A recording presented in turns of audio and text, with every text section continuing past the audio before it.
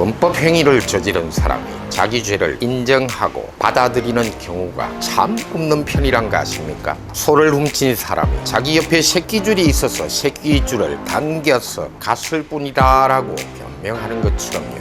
범죄를 법정에서 스스로 인정하고 받아들이면 저지른 죄의 형벌을 무조건 50% 깎아주는 나라 태국입니다.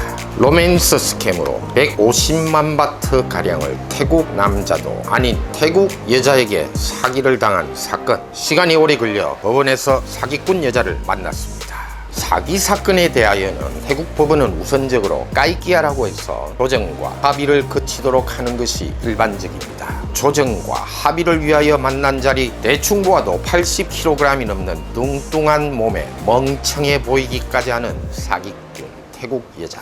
멍청해 보이는 게 사실 이 여자의 컨셉이기도 하지만 말입니다. 오래전 경찰서에서 만났을 때처럼 법원에서도 똑같은 소리를 반복하더군요. 제가 하는 일이 여러 에이전시에게서 돈이 들어오고 나가고 해서 제 통장을 사용하도록 빌려주었을 뿐입니다. 제가 한 일이 아닙니다. 피해자가 입금한 통장으로 들어온 돈은 불과 이틀 만에 통장에서 인출되었죠. 그 얘기라고 할 수 있는 금액을 남의 돈이라 아무 생각 없이 그냥 보내주었다는 게 여자의 말입니다. 아무도 누구도 믿을 수 없는 변명입니다. 동행해간 우리 태국 변호사, 이번엔 말입니다. 제대로 일딱 부러지게 하는 친구를 데리고 갔죠. 지난번 경찰서처럼 아무런 말도 못하는 그런 변호사가 아니고 그 말을 들은 우리 태국 변호사 하는 말. 그러면 대포 통장을 빌려준 혐의로 다시 기소해야겠네요. 3번에 걸쳐서 들어왔나? 형량이 좀 더 높아지겠네. 나이스 캐치. 요즘 태국에서도 보이스피싱 문제가 많이 불거지면서 남에게 통장을 빌려주거나 하는 행위를 아주 엄하게 단속하면서 형량도 꽤 높게 부정하고 있습니다.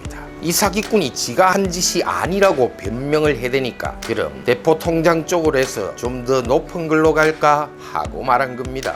사기꾼, 스스로의 죄를 먼저 인정하고 받아들이는 사기꾼은 못 보았습니다. 드물죠. 이 사기꾼 태국 여자는 자기가 한 짓이 아니라고 변명할 뿐만 아니라 아주 어눌하게, 모르는 사람이 보면 아주 순진한, 배운 게 없어서 아무것도 모르는 사람처럼 그렇게 행동을 하더군요. 처음엔 라이언도 순진한 척하는, 아무것도 모르는 것처럼 행동하는 그 여자의 말투에 넘어갈 뻔하였습니다. 하지만 말입니다, 이 태국 여자는 태국에서도 꽤 유명하고 머리가 좋아야 들어갈 수 있다는 대학교 까세사시라는 대학에서 학부도 아니고요, 대학원을 졸업한 수재에 속하는 여자였습니다. 공부 꽤나 했죠. 라이언 쪽에서 다 조사했습니다. 게다가 이 여자 프로였습니다. 이미 사기 전과가 3건이나 있는 여자란 거죠. 전과 조회까지 마친 우리에게 여전히 아무것도 모르는 척 변명해오는 사기꾼 여자, 브린야토라고 합니다. 석사 출신의 사기 전과 3범, 라이언이 1년 이상 줄다리기를 해온 태국 여자가 사실상은 프로페셔널한 사기꾼이라는 사실인 겁니다. 지가 아무리 순진무구한 척 어눌하게 변명을 해야 되지만 이미 우리도 조정위원들도 이 여자의 학력과 전과를 알고 있는 상태였으니 변명이 사실 씨알무리도 안 먹혔습니다. 태국 조정위원들, 보통 태국 조정위원들도 평범하긴 하지만 학식 있고 인품 있는 사람들이 조정위원으로 참석을 하는데요. 이날 60대 초반 정도로 보이는 남자와 여자 2사람이 조정위원으로 오셨습니다. 초반 30분 정도는 가만히 들어주기만 하던 조정위원들이 나중에는 화를 버럭 내면서 소리까지 치더군요. 자기 통장으로 돈이 들어온 사실은 팩트죠. 자기 통장으로 돈이 들어왔는데도 자꾸 본인 잘못이 아니라고 하는데 합의할 용의가 없는 거네요. 그렇죠? 조용조용한 분위기 속에서 합의를 유도하는 보통 때 일반적인 분위기와는 많이 다른 겁니다. 라이언도 한마디 거들었습니다. 이 여자 때문에 한국에 있는 여성 피해자는 매달 대출 이자를 내는 것만도 벅차하고 있는 상황입니다. 몸이 불편한데도 식당이나 커피숍에서 일을 하면서 이자를 내고 있습니다. 그런데도 이 여자는 경찰서에서부터 계속 이런 식으로 변명하고 자기가 한 게 아니라 에이전시가 보낸 돈이라고만 똑같이 말하고 있는데 합의고 뭐고 더 이상 시간 끌지 말고 빨리빨리 사건이 진행되기를 바랍니다. 이 사기꾼 태국 여자는 프로입니다. 아니, 대부분 외국인을 상대로 사기를 치는 태국인들은 프로들이라고 말할 수 있습니다. 경력이 없다면 감히 외국인을 상대로 사기를 치려고 하진 않을 겁니다. 라이언이 강하게 말한 것은 끌려가면 안 되기 때문이죠. 프로 사기꾼들은 경력이 있기 때문에 처음부터 합의하자고 들어오진 않습니다. 절대. 제3범죄는 어차피 재판 끝나기 전에만 합의를 하게 되면 법원은 사건 심리를 중단하고 재판을 종료하는 게 태국 형사법상 규정되어 있는 법률이기도 하니까 그런 겁니다.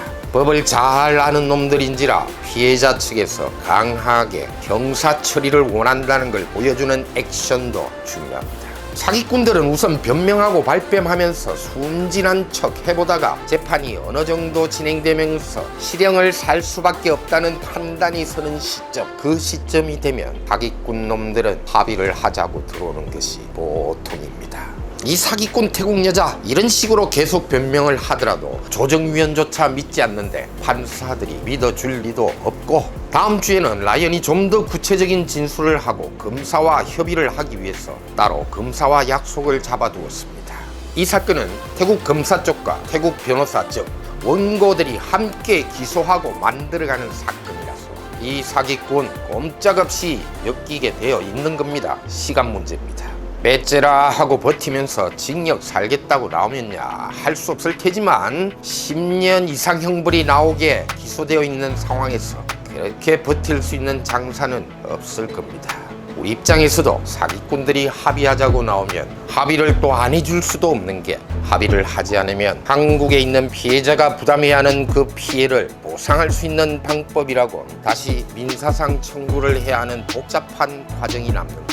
악랄한 사기꾼을 생각하자면 합의를 하고 싶지 않아도 피해자를 생각하자니 합의를 해야 하는 그런 팔자이기도 하니까 어쩔 수 없는 입장이 됩니다. 전현도 그걸 알고 있다는 게 문제이고 약한 모습을 보여서는 안 되는 게 또 제 입장이기도 하고, 아이러니한 그 자체에 몰리는 게 바로 이런 사기 사건입니다. 배차분 롬삭법원 사건 얘기해 볼까요? 9,000불 정도의 피해를 당해서 6시간 넘게 걸리는 법원으로 가야 한 사건. 배차분 하우커에서 휴양 아닌 호캉스를 하고 월요일 법원에 출석했습니다. 사기꾼 피해자가 참석을 안 하고 잠적 상태로 가리라고 예상했는데 어쭈구리 요것 봐라. 상대측 변호사가 출석해 있었습니다. 나이스 원파워. 라이언이 증인석에 앉아서 원고의 피해자를 대신하여 진술을 하는 자리. 상대측 변호사는 피의자가 원고의 대리인이라고 위임장을 가지고 나타난 남자에게 이름이 밍머식이라고 하더군요. 그 남자에게 피해 금액을 다 돌려주었다고 제게 말합니다. 라이언이 바보가 아닌데 말입니다. 그 남자 이름은 한국인이 아닙니다. 중국이나 대만에 가까운 이름이고 한국인이 절대 아닌데 어떻게 대리인이라고 하는 거죠? 대려 라이언이 상대 변호사에게 질문을 하였던 겁니다. 돈을 준 송금 영수증이라도 있나요? 만나서 현금으로 주었다고 합니다. 이런 문제에 증빙 서류를 남겨야 하는데도 현금으로 만나서 주었다고 말하는 건 피고 측 주장에 불과한 거 아닙니까? 증인석에 앉아서 진술하고 대답하는 건 판사들은 기록하고 판결 자료로 사용합니다. 더 이상 상대측 변호사는 아무런 말도 못하고 있고 라이언이 쉐기를 다시 박았습니다. 당신들은 한국인 대리인이라고 말하지만 한국인 이름에는 저런 이름이 절대 없습니다. 어떤 사기 사건이든지 사기꾼들의 변명은 참 각양각색으로 다양하기도 합니다.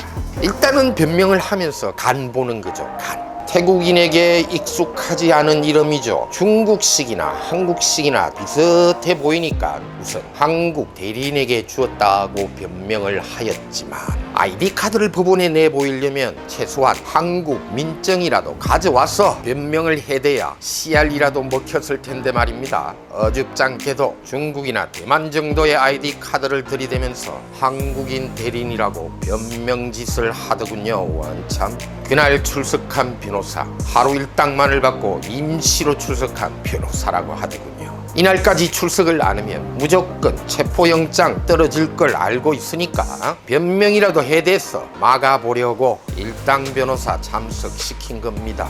합의 의사있으면 연락하라고 연락처 주었는데도 아직 연락이 없는 걸로 보아서는 돈이 아예 없거나 버텨보겠다는 의미로 보입니다만, 라이언이 손해를 보면서까지 이 사건을 놓지 않고 가는 것. 첫째, 어린에게 사건을 수임함으로써 약속을 지키기 위함이고, 둘째는 사기꾼들은 그냥 가만히 내버려 두면 다시 또 누군가를 해치기 때문입니다. 태국인 좋은 사람이 더 많은 나라인데도 저런 사기꾼이 설쳐대니까 태국에 대한 이미지는 자꾸 나빠지게 되는 거 아닙니까? 이렇게 되면 말입니다, 태국 정부에서 라이언에게 표창이라도 해야 하는 거 아닙니까 여러분? 라이언이었습니다.